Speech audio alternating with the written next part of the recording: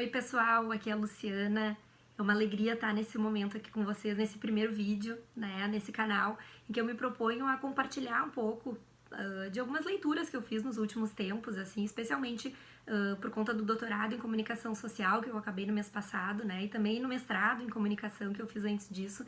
Então foram muitas leituras, muitas reflexões, e aí chegou num ponto que eu digo, eu queria compartilhar isso com mais gente, então é aqui, né, um canal pra gente, enfim, conversar um pouco sobre essas leituras, percepções. Se vocês gostarem, sinalizem aí que a gente tá num bom caminho, né? Então, vou comentar um pouco sobre algumas obras que me despertaram no que diz respeito a assuntos como felicidade, gestão, liderança e consumo, e também questões de autoconhecimento, que é algo que também eu leio já, enfim, né, uma busca que eu tenho bastante intensa, então pode ser interessante a gente compartilhar aqui.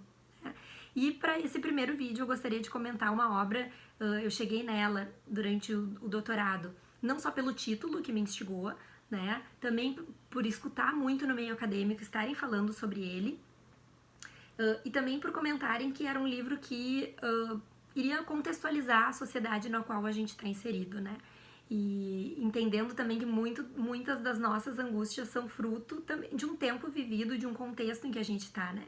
Então eu chego nessa obra, Sociedade do Cansaço, né, de um filósofo sul-coreano chamado Byung-Chul Han.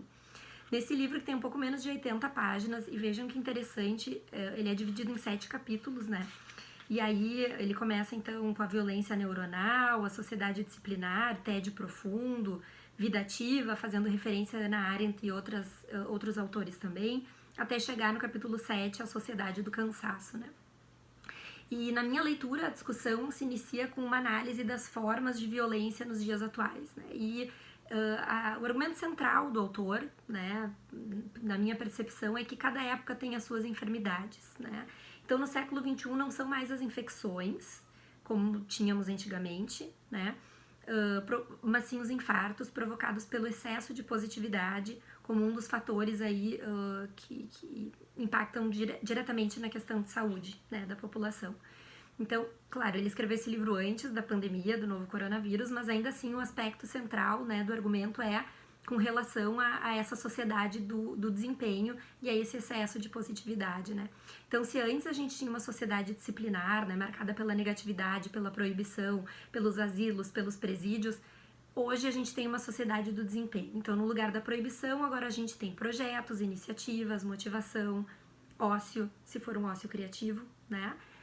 Então muda uma sociedade, muda esse paradigma da sociedade disciplinar para essa sociedade do desempenho, né? E ele argumenta que a depressão ela é o adoecimento de uma sociedade que sofre sobre o excesso da positividade. E que muitas vezes a gente adoece por esse excesso de positividade, né? E aí ele fala, por exemplo, a indústria dos medicamentos está em alta. E a crítica não é propriamente a indústria dos medicamentos, mas sim, né, o modelo no qual a gente está inserido e que faz muitas vezes as pessoas buscarem na medicação a solução, né, para os seus problemas. Ele argumenta que hoje a gente tem muitos estímulos, a gente acessa diversas informações, né? E que cada vez mais a gente fala em ser multitarefas, né? E a importância de ser multitarefas. Mas o quanto isso cansa e quanto isso pode causar também adoecimento, né? Ele aponta que a atual forma de se relacionar baseia-se no excesso de informações, estímulos e impulsos, o que destrói a atenção, né? E aponta ainda a falta de uma vida contemplativa e uma ênfase nessa multitarefa, né? E aí vários links também com a própria questão da comunicação, onde muitas vezes quando a gente está se relacionando, parece que muitas vezes está se trocando informações muito mais do que de fato se relacionando, né? E muitas vezes num diálogo que parece mais uma questão de convencimento do que propriamente uma troca e uma relação. Aliás, mais do que um diálogo propriamente, quase como uma arena aí de disputa de quem tá certo e de quem tá errado, né? Então, também fazendo um link, mas isso é um link, né, uma leitura minha, não é o autor que traz esse ponto.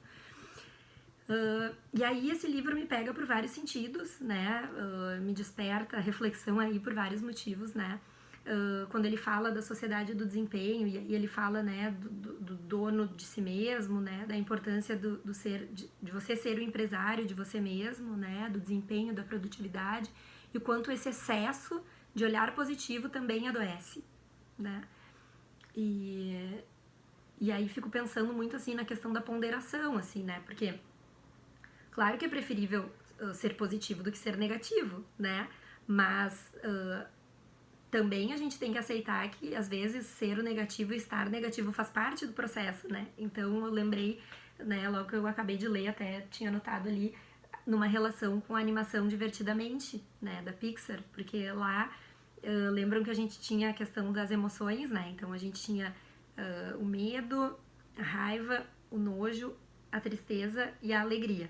Né? As 5 emoções básicas ou principais que eles abordam.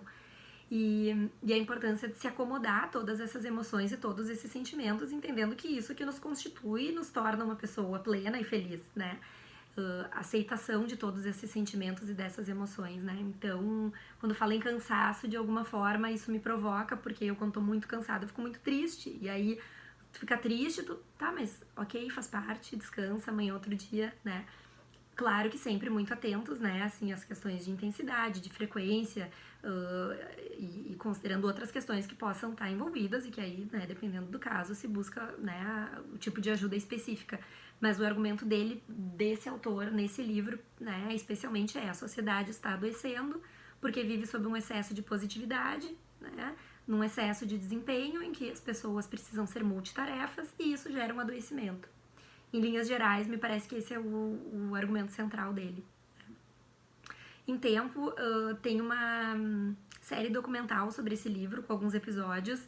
Ainda não assisti, mas acho que vale a pena a gente também poder conferir a série, né? Então, espero que, de alguma forma, esse livro, quem se interessar, possa acessar, né? É uma leitura bastante rápida e densa e provocativa. Então, espero que gostem. Se gostaram também aí do formato, modelo, curtam, comentem e que a gente possa aí cada vez mais divulgar e aí compartilhar um pouco das nossas leituras e percepções em busca aí do conhecimento e de transformações aí em si mesmo e também no entorno aí de onde a gente está inserido. É isso por enquanto, gente. Até mais, um abração